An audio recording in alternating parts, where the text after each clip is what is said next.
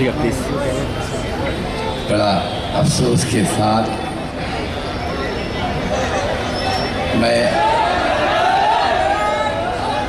सारे कायदीन से रिक्वेस्ट है कि हम ज़बान को लगाम में रख कर कुछ बोला जाए।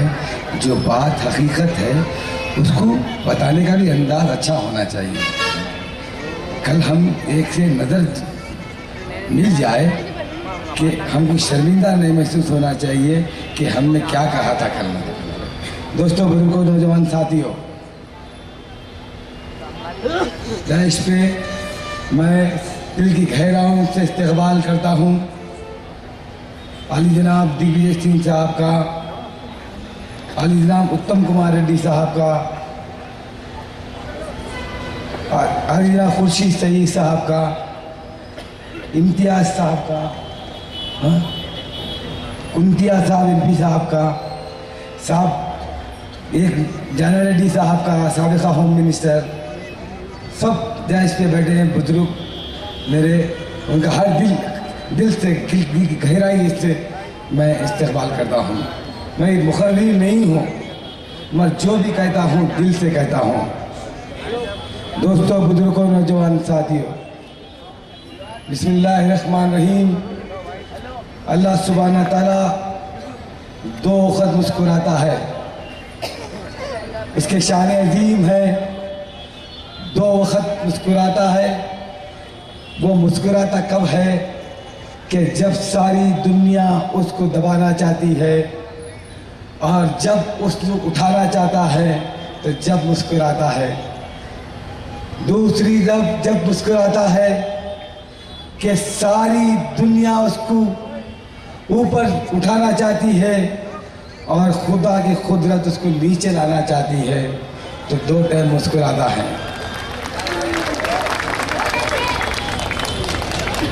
एक मिनट का वक्त दिया गया है, बहुत कुछ है बताने के लिए। मैं आपके जाने का कि मैं इतनी लंबी सांस का मुखर्रिर नहीं हूँ, मैं जो भी कहता हूँ दिल से कहता हूँ। मैं सबसे पहले अपने कायदीन को ये बताना चाहता हूँ कि मैंने मजलिस इत्तेहादुल मुस्लिमीन छोड़कर कांग्रेस को दिल की गहराइयों से अपनाया हूँ।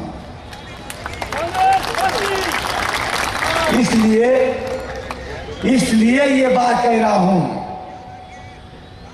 कि मजलिस इत्तेहादुल मुस्लिमीन के कायदीन जो 10 साल यूपीए गवर्नमेंट के साथ रहकर जिस तरीके से 2014 के बाद 2014 से पहले कि जो ऊपर कायदीन बैठे हैं कि वो कैसे सोचेंगे कि उन्हीं की पार्टी से एक आदमी आया है, उसके ऊपर कैसे भरोसा करेंगे। मैं सबसे पहले दिल की गहराइयों से आपकी पार्टी को अपनाया हूं, आपके कायदीन को अपनाया हूं, आपके कॉन्स्टिट्यूशन को अपनाया हूं। अब रही सवाल आपके दिल में ये बार बार आ रहा है कि क्या ऐसी वजह है कि हमने 32 साल उस क़यादत के साथ गुजारा, आज क्यों इस पार्टी का दामन थामा। तो मुख्तसर अंदाज में मैं मेरे कायद मोहतरम मरहूम सुल्तान सलाहुद्दीन अवैसी साहब के साथ मैंने अपनी ज़िंदगी के वो दिन गुजारा हूँ जो उनकी कौम के तरफ जो मोहब्बत थी, जो गरीबों के, बंडी वालों के, दुकानों के, इन तमाम बीमारों के लिए जो तड़प थी, वो तड़प जो आज कहीं नज़र नहीं आती। अभी मेरे भाई सोहेल कह रहे थे तो उनका एक नारा था मशहूर, मैं समझता हूँ कोई ऐसा बुजुर्ग नहीं है ये नारे से कुछ नहीं जानता। वो नारा क्या था? ज़मीन अल्लाह की, कब्जा अब्दुल्ला का। आज क्या लगा रहे हैं नारा? जरा देखने और समझने की बात है, और बहुत अच्छे तरीके से समझने की बात है जमीन अल्लाह की, कब्जा शाहनवाज का। कोई बिल्डर हो, उनके मर्जी वाला बिल्डर नहीं काम कर सकता। कोई न्यूज चैनल उनके मर्जी के बगैर काम नहीं कर सकता। कोई अखबार उर्दू का उनके बगैर काम नहीं कर सकता। सोचने वाली बात है, बहुत कुछ है बताने के लिए। हम आपसे आपको एक बात बतवाना चाह रहे हैं कि हमको हर चीज बर्दाश्त कर सकते हैं। हमको सड़कें नहीं चाहिए, हमको पानी नहीं चाहिए। हम उम्मत के, वो मोहम्मद मुस्तफ़ा सल्लल्लाहु अलैहि वसल्लम की वो उम्मत से है कि हम खाने नहीं मिला तो पेट पे पत्थर बांधकर उन लोगों की हिफाजत की। मगर हम सब बर्दाश्त कर सकते हैं। मिल्लत इस्लामिया के पीछे से जो वार करते हैं उनको बर्दाश्त नहीं कर सकते। और समझने की जरूरत है, हालात इस तरीके से बनाया जाए, गुजरात के बाद 10,000 आदमी का कत्ल हो और हमको 10 साल तक के लिए वो प्लेटफॉर्म तलाश कर दिया जाए कि उनकी लाशों के ऊपर ठहर के हुकूमत किया जाए। समझने की जरूरत है। आप समझिए, 2013 के अंदर कहा जाता है, ऐ कांग्रेसियों, कहते हैं कि आप नुमाइंदों को, मुस्लिम नुमाइंदों को पार्लियामेंट के अंदर, असेंबली के अंदर, कॉर्पोरेशन के अंदर लाइए और मैं उनको जिता के लाऊंगा।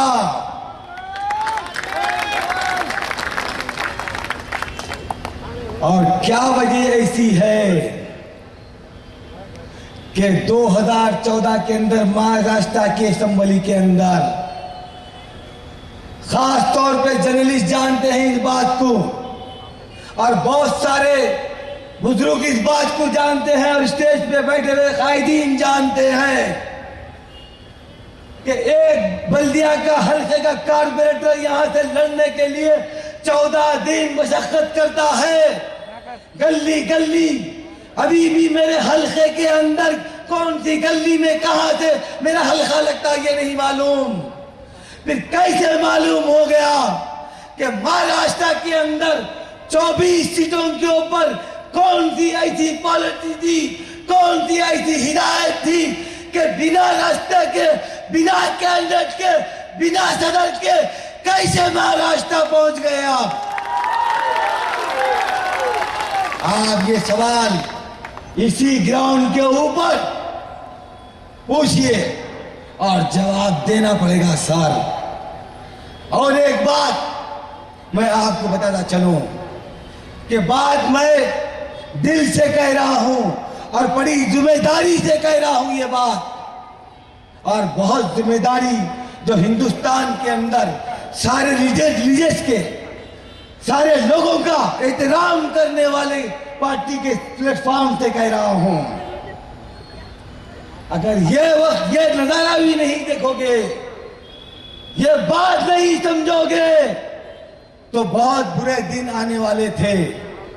हम नहीं चाहते थे यूपीए गवर्नमेंट के अंदर 2014 तक जो मुकाम हमारे कायदीन का था, कश्मीर से लेके कन्याकुमारी तक सब कह रहे थे कि कोई एक ऐसा कायद है कि जो मुसलमानों की नुमाइंदगी करने के लिए बेबाकी से बोला करता है और संजीदगी से फैसले लेता है।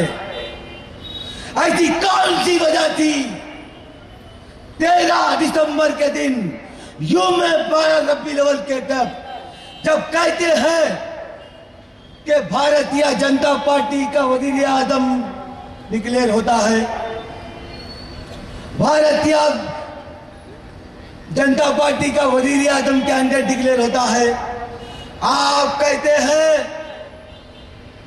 कि उस जलसे से खिताब कहते हैं कि इंशाअल्लाह हम बीजेपी के कैंडिडेट को नरेंद्र मोदी को वजीर आजम बनने से रोकेंगे। तो कौन सी ऐसी पॉलिसी थी? क्या दिग्विजय सिंह साहब से बात करे थे इस बारे में कि ऐसा कोई कोऑर्डिनेशन बनाया जाए? क्या वो सेक्युलर पार्टियों से बात करे जो बाबरी मस्जिद और आपके सारे मसाइल पार्लियामेंट के अंदर उठाते हैं?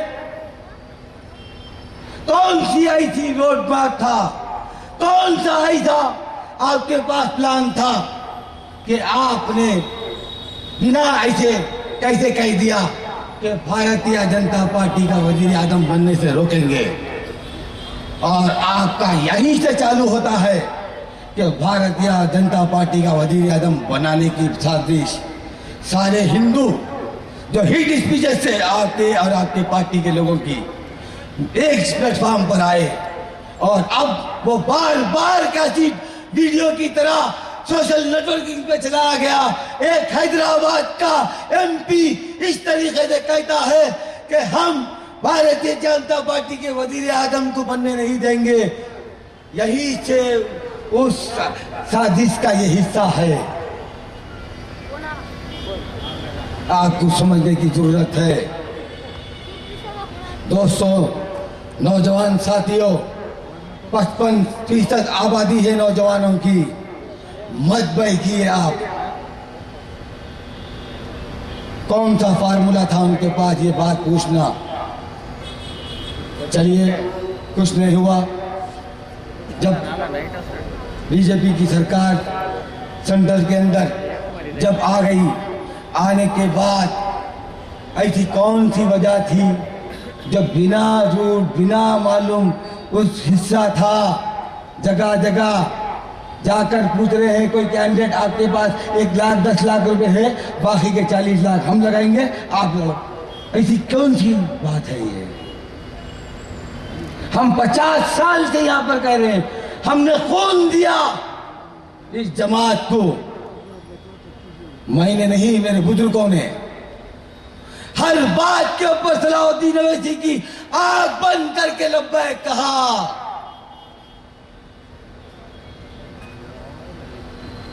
बार बार अल्लाह उनको जन्नत मग़फ़िरत करे। क्या कहते थे आप?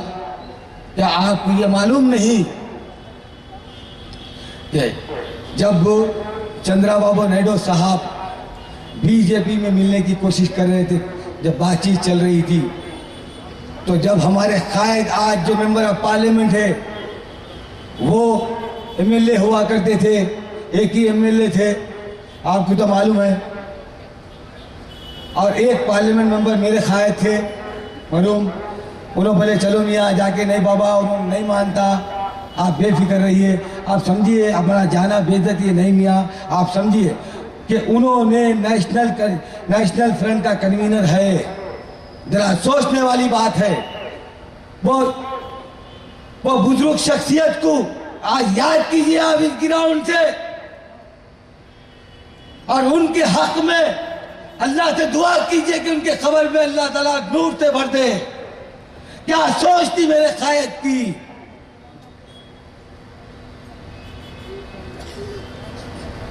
क्या सोच थी?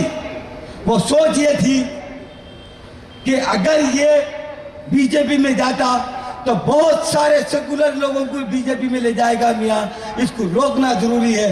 संघ परिवार एक बार प्राइम मिनिस्टर होगा, उनकी हुकूमत होगी। ये हिंदुस्तान में इसके अच्छे सिम्टम्स नहीं है। आपने देखा ममता बनर्जी को लेके गया, जॉर्ज फर्नांडिस को लेके जाएगा। उस जमाने में आप दिग्विजय सिंह साहब से पूछिए कि कोई भी सेकुलर आदमी बीजेपी को हाथ लगाना अपने आप को जल जाने के बराबर समझता था। बहुत सारी ऐसी बातें हैं। मेरे कायदीन यहाँ से आज उनको दिल्ली वापिस जाना है, इसलिए मैं उनके बीच हाल नहीं बनना चाह रहा हूँ। एक बार फिर आपको अदबन गुजारिश कर रहा हूँ, मैं उन वोटर से कह रहा हूँ जो हमारे 5000 है, ये गुलाबी वादे मेरे कायद मोहतरम मरूम ने कहा था कि खतना का दूल्हा कहां से आ गया। किसको कहा था आप समझ जाना। अब मेरे मौजूदा कायद ने कहा था ये गुलंबा, ये बेदक्कड़, ये क्या इतिहास चलाएगा। फिर आज कैसा संगम है इन दोनों का।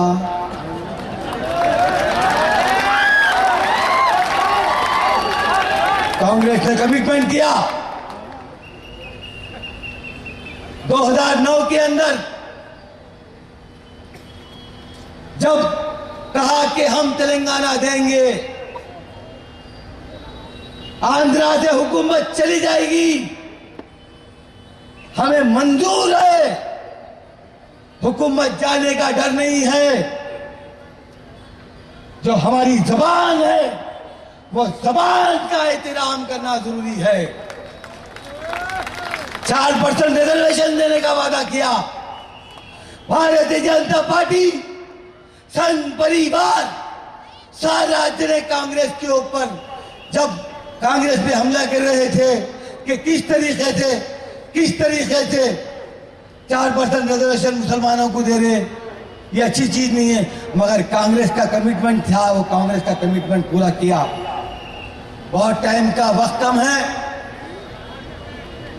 मैं सारे उन 5000 मुसलमानों से जो ग्रेटर हैदराबाद के 150 सीट में रहते हैं, ये जादूगरों की, ये टोली की बातों में मत आइए और कांग्रेस के हाथ बातें मजबूत कीजिए।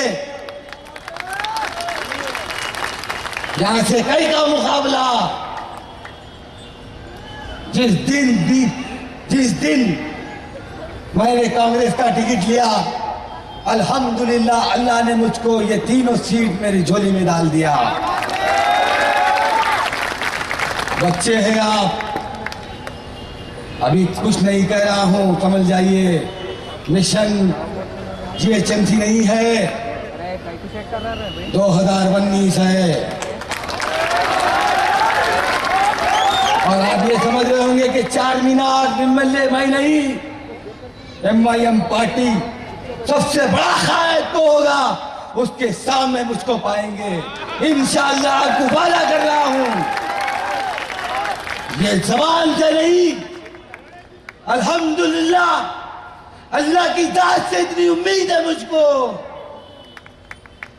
ये ना समझिए कि ये कारपोरेशन के इलेक्शन के नहीं।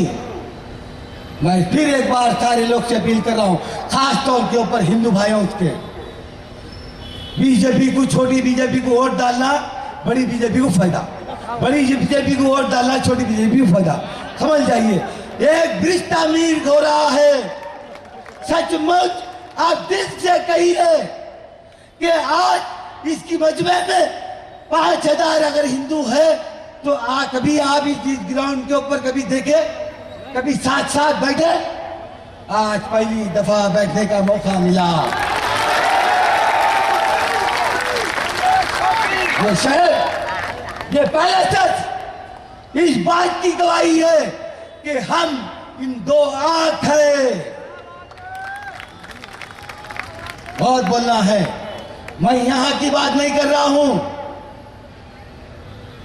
उस जगह से जो 5 से 10,000 वोट है, मिस मत कीजिए, सीधे डायरेक्ट कांग्रेस के हाथ मजबूत कीजिए और GHMC में इंशाअल्लाह हम मेयर बनाएंगे।